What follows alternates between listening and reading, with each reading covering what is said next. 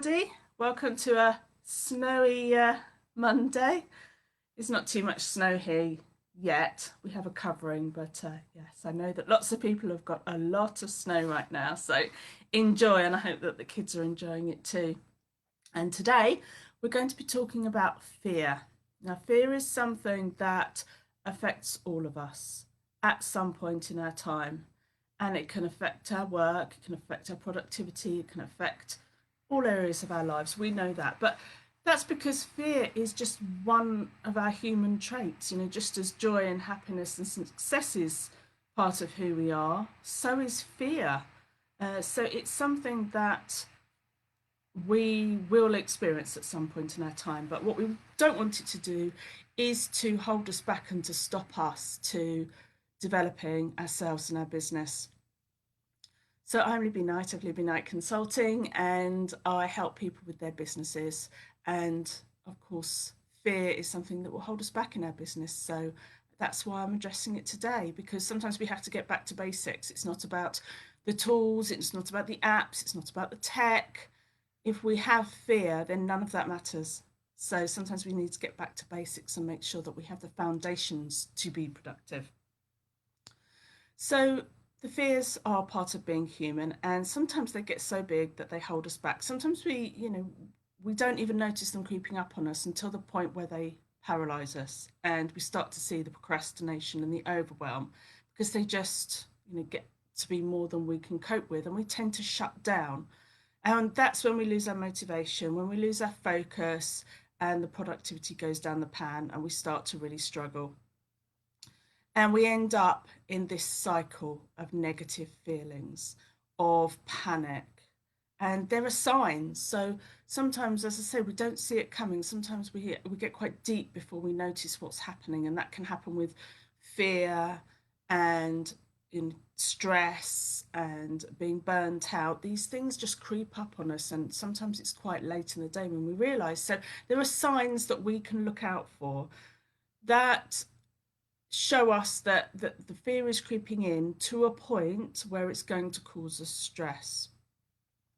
So do you flit between tasks? Do you never finish anything? Do you just start and then get distracted and start something else, and you don't ever get to the end, you don't ever get to the results because you fear the results, you fear the failure, you fear the success, whatever it is, but you don't get to the end of something because of the fear?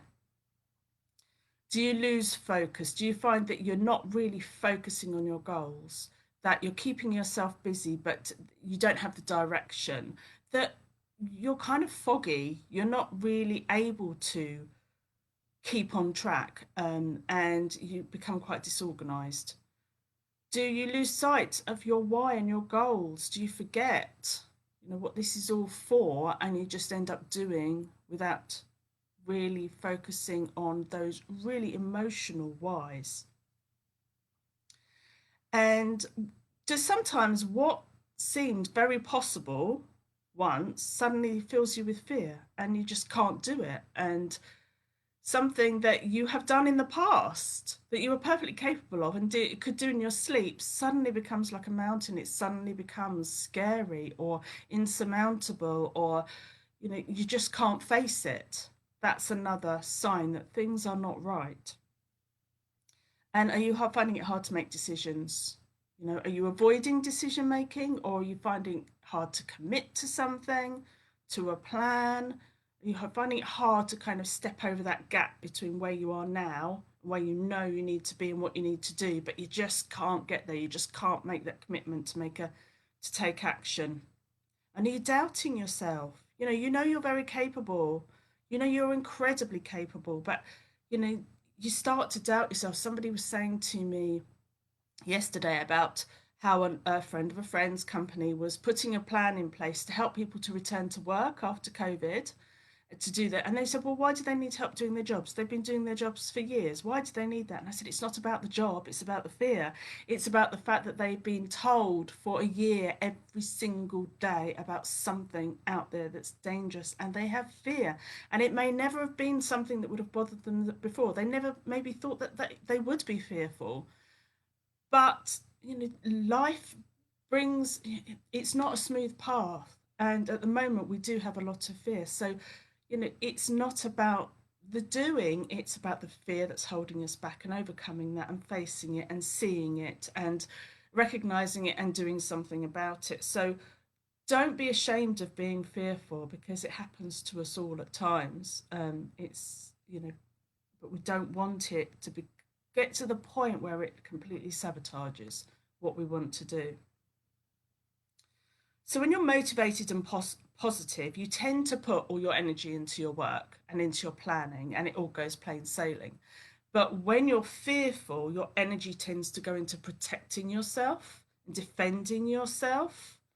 And that's why you get confused and why you end up doing things that aren't serving you, because what you're trying to do is just protect yourself, and shut out the world. So that's another reason why we tend to be held back, because we're not dealing with the day to day. We've put ourselves in this little protective bubble, and that is holding us back. So instead of putting our energy into work, we're putting it into looking busy and putting on this front that everything's okay. So you put your own opinions aside. So what often also causes fear when we're in this state is the fact that we start to take too much notice of what's going on around us, and we put our own feelings and our own thought processes and our own beliefs aside, and we start to listen to other voices. We listen to the people in our family who may well just be being devil's advocate. They could have said something totally unrelated, but you start to interpret it in a certain way. It may be all those voices online, other people's problems, other people's advice. If it's useful, listen. If it's not, don't listen. And again, don't misinterpret it. It's not necessarily about you and your situation, but we'll take it on board and we'll start to project it onto ourselves. So don't listen to those voices if they're not serving you.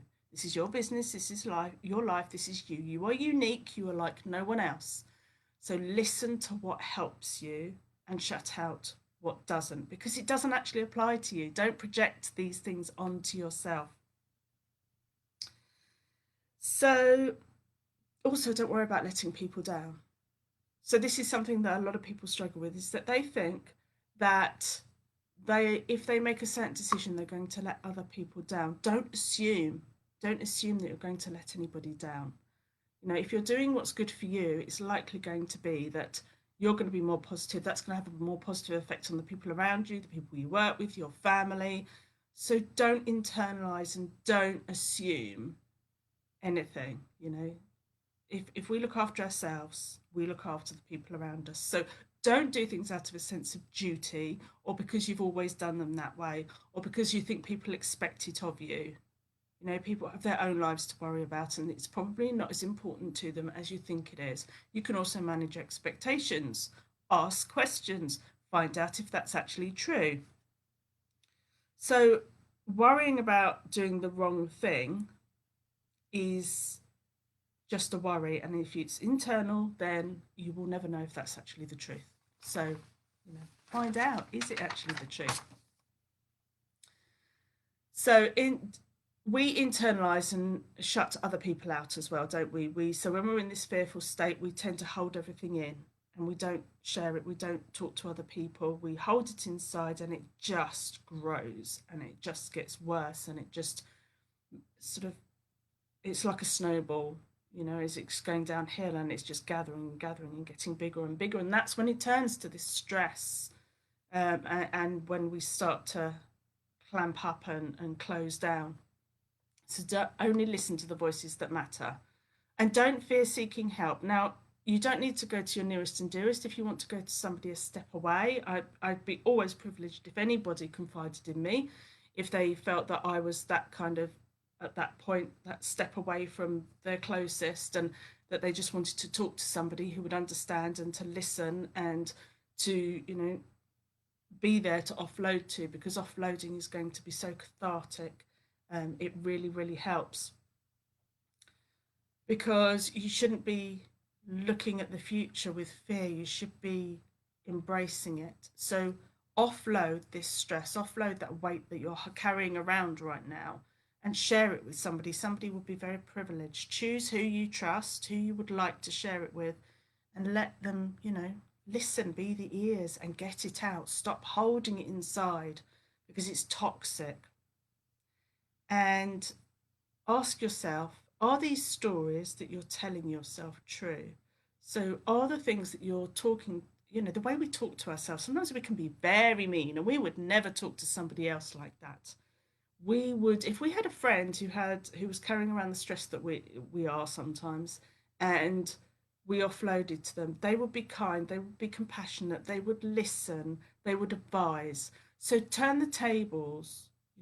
What would you say to that person?